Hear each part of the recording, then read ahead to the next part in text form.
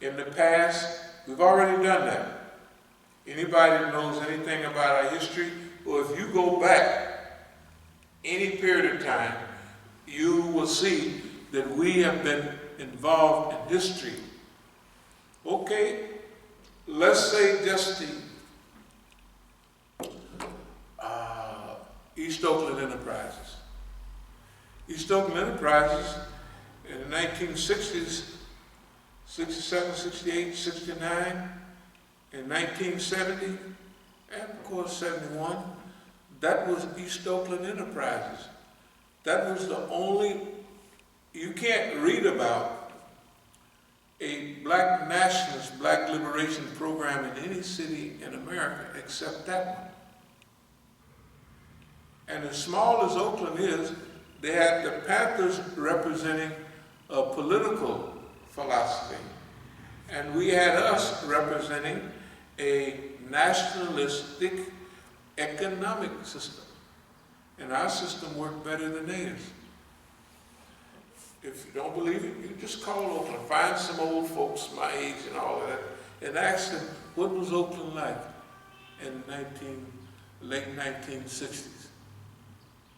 We implemented that system.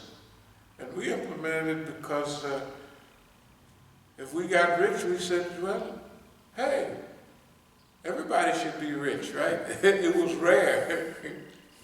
Let me explain. The only miscalculation that I ever made was when I went to Algeria and I told the brothers there, I was preaching this gospel. Because I had read George Jackson's book, you know, and all of that. And I read some statements by Fleeta Drungold. And Fleeta Drungold was my workout partner at Tracy some years before. We were in Fred C. Neller's School for Boys before. He was like, technically, when we'd be in jail, he was my best friend. I mean, he was workout partners together. We used to tease each other. We used to, all that stuff, what young friends do. And then I thought this, I said, young blacks are going to take over this movement. Young black, rich blacks, just getting money, just like me. When I read their books, it gave me hope that the movement was not dead. Because remember, when you're progressive, you can feel when something is dying. So within a few years, you could smell it. This thing is finished. You know what I mean? You could tell. That's when I left. I left in 71. But I could smell it in 70, easy. But that's when I read George Jackson. He had one or two books, Blood in Your Eyes, something like that. I don't know. And I said, man, look at my friends. I was thinking, now I was moving fast, and I don't forget now, we got a black nationalist program working. But I was reading the brothers, in their words, I said, man, these brothers is moving. Just like I'm moving out here, they're moving politically. I just left them in jail a few years ago, and they're in the stratosphere, you know what I mean, in their writings. Well, they're in the stratosphere for them. I said, man. So that gave me hope that, the gangsters is going to do this thing. Because the squares, like he did this, what they call it, square. They wasn't Sadiddy, but that was Sadiddy, and that was squares, and then that was kind of like gangsters, which was us. The Sadiddy people, you know, they just was Sadiddy. They didn't have no more than you, but they thought they was Sadiddy. And so that was Sadiddy folks, right? Then that was the gangsters like us. And then that was squares. Squares was just the people. They didn't do nothing. They were squares. They dressed square. You know, they had big old thick shoes and stuff like that. They wasn't hip, that's all They were good people, but they were squares. And so I read the books, and I said, man, my homeboys is on the road. And then just before I left, I surmised, and I took this to Algeria. I said, no, don't y'all worry. You know, because they were all despondent in Algeria. I said, don't y'all worry. I took plenty of money over there, but I said, this ain't nothing. I said, the young niggas around America, like me, we gonna do this, we gonna do that. And guess what? I was absolutely wrong. Them niggas didn't do nothing. I was thinking I made a mistake, and I told Tufel once I said that. He said, I wouldn't do that. You know, about what people do? He said, I couldn't do that. I said, yeah, I used to think, and then I was relating what happened with me. Well, I realized that because I would do something, don't mean anybody else would do it. In other words, the people. When they got money, all they thought about was their money. I said, dog, the brothers got big money and they didn't wind up doing nothing either. They all spent all their money and they all went to jail. You know what I mean? Do you know what? I gave money away and I still have more today than they do then, and they kept it all themselves, and it's unbelievable. I don't know how it was. Anyway, this is very important.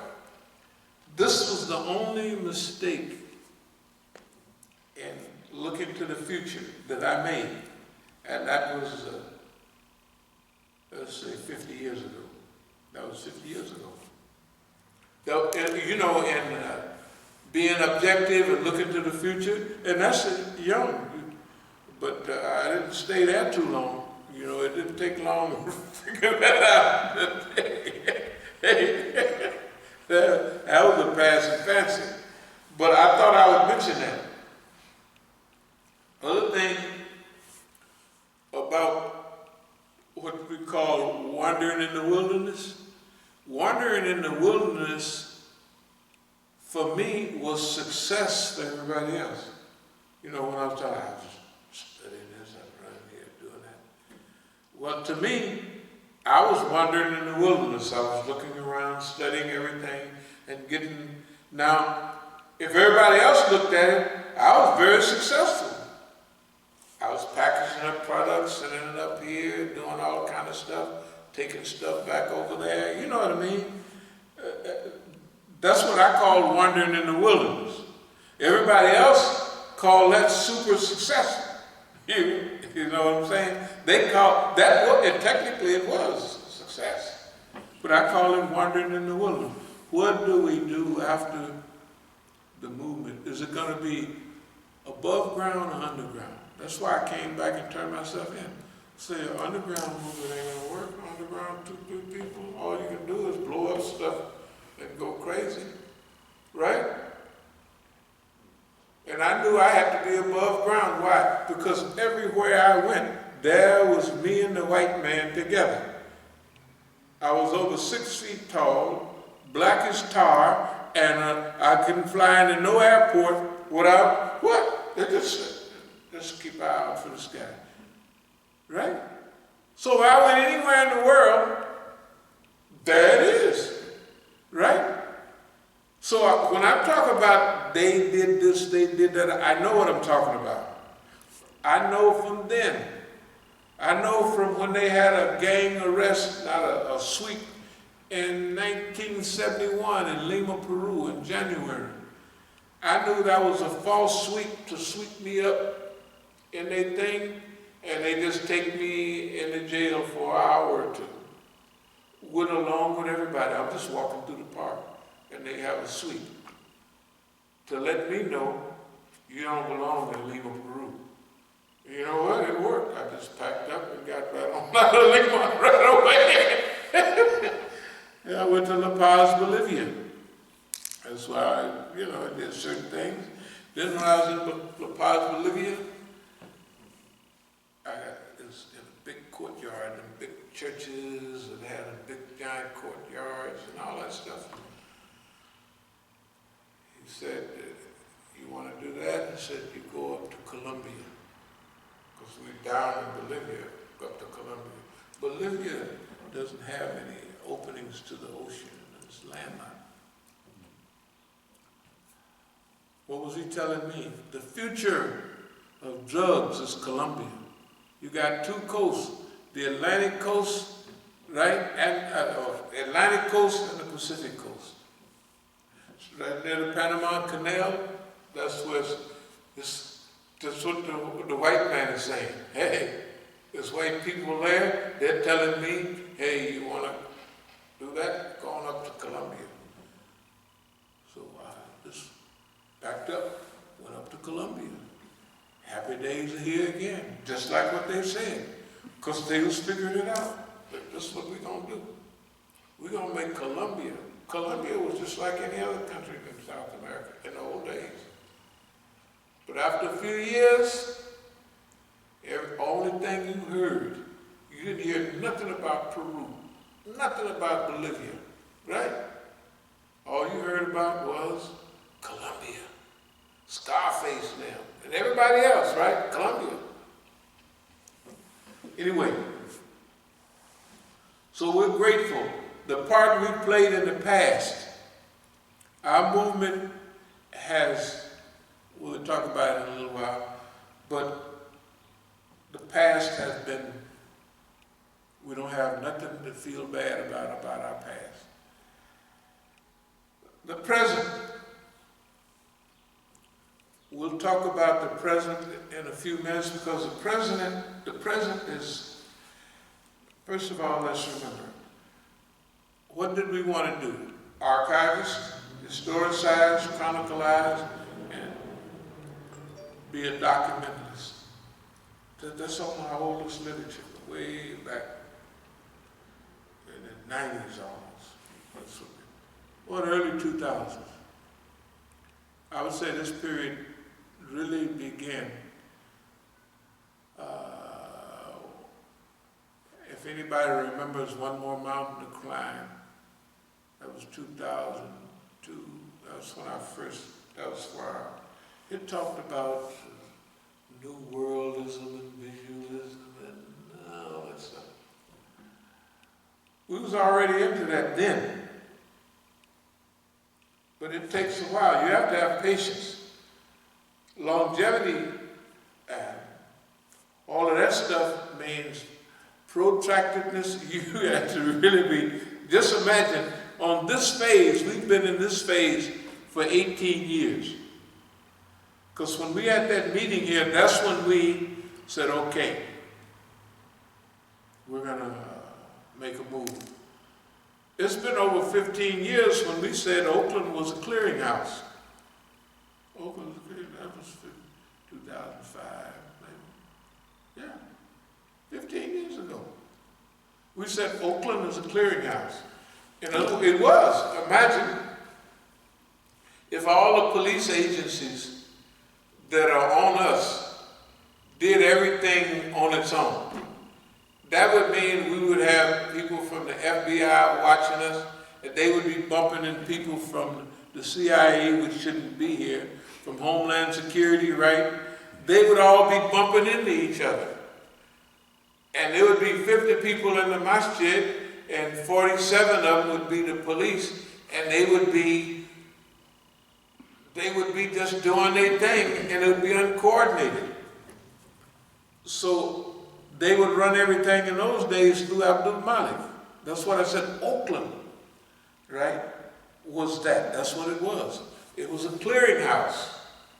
In other words, run everything through him. And then you can get his fingerprints, but his behavior pattern. You could smell what he's doing. You just knew it because you know him. And you know everything that comes to you, right? You can tell who it's coming from. Why? Because this is 18, 20 years ago, but we've been doing this in 1987, which is I don't know how many decades ago, 33 years ago. I told Abdul Malik, I said, you are the police. I didn't say I think you're the police. I said, you've been orbiting around. That's what because in the early days, police be there, we'd get mad, say, you gotta get out of here because you're the police. They got somebody else come right in. So after about 5 or 6 years, after 7 years, we said, that's it, we're keeping all the police. So, because orbiting around meant that they'd have people, if they went to school, they come by the Masjid every now and then. You know, they become familiar with the Masjid and the activities. They might help make a few sandwiches every now and then. And then, when you kick that group out, they come in just like a glide pad, like them old space shuttles just come in, right? That's what they would do. I said, no, man. So we said, we're not going to get rid of the snitches anymore. It's a waste of time. So you just come right on in. And I told him. And everybody else know that I told him, you're a tattletale, you're a stool pigeon, you're a snitch. That's the way it is. And you can say what you want. And after telling him that, he still did what he did. In other words, I'm going to be a da-da-da-da here. And now anybody else would say, man, if you think I'm a police, you know, since me being here, right, that's what everybody would say. He didn't say that. He just said, that's fine.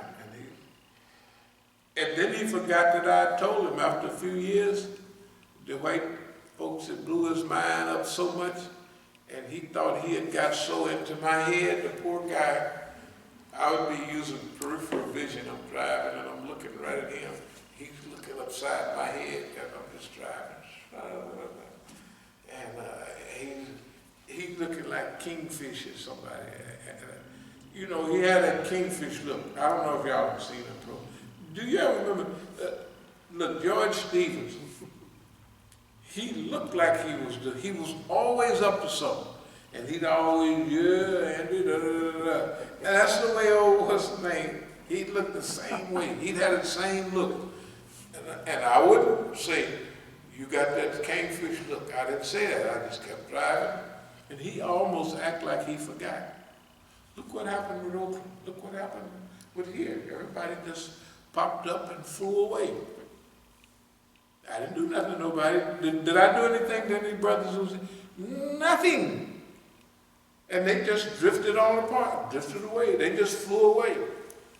I didn't go run there and, hey brothers, why y'all leaving me? I'm real sad. What can I do to get you back? I said, well, goodbye. Right? Same thing with Oakland, but anyway. So our present means that we have dealt with all kinds of activities that have placed us here in a strategic location. Okay. Battle space tactics and terminology. Engage the system on all levels. Engage the system on all levels. That's right now. Because this is not the battlefield, but this is the battle space, what we're in right now.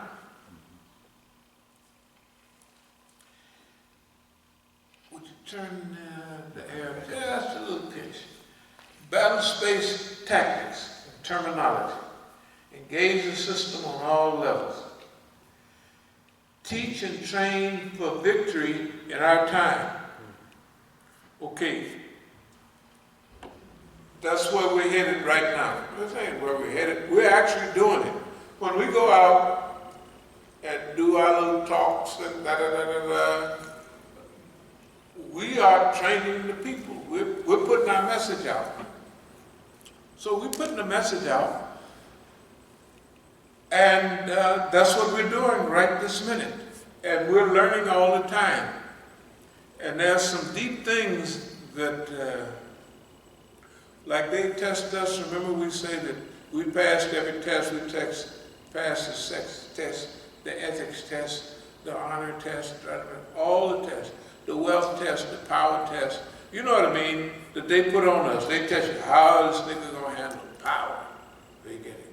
We pass that test, you know, the same thing. Sleep in the same place, you know. And, I would be sleeping on the floor if it didn't get damp down there. Sometime you get, you know, it might get wet and drown your little sleeping thing. So I just have it up on a little platform, and you know, and if they have an old mattress enough from upstairs, I bring it down and put it there. It's the old one. So I don't even want, you know what I mean? This sounds strange, but I'm happy as I can be. I don't want to be any more happy. I mean, I don't look for it. But I actually believe that Allah, when you don't ask for it, He give you, Allah give you more and more, you know what I mean? And that's when you get it, is when you work for Allah, you make working for Allah, your leisure, your fun, He gonna close up the door to poverty. We don't have no whole lot of money right now, but I ain't sweating. When we need it, Allah will give it to us. That's all. When we need money, what? How ungrateful would it be if I ain't been broken? I told Khadijah them 50 years, but technically I have been broken 60 years. I have been broken 60 years. Can you imagine how it would be if I was complaining to Allah, oh Allah, I'm broke. And everybody else been broke all their life, or 80% of their life, or 80% of all arguments at home are about money, right? Now if I ain't, 55 years, this isn't a long time, right? If I haven't been broke, I mean without, technically I ain't never been broke without no money, but I mean, with just a little bit of money. But still, we could get by now. We can do what we have to do. It ain't no problem. But I mean, like, how ungrateful would it be? Like, if you ain't allowed been rubbing your back for 50-something years, right? And everybody else that ain't got, they don't do nothing, and they don't have no money. They don't have extra money like I have, like the snitches. There's not one millionaire tattletale out of all the people. Can you imagine? All that stupidity they've done, they're not even millionaires. It's just they're doing it for money and security. Can you imagine? They're not even millionaires. I mean, that.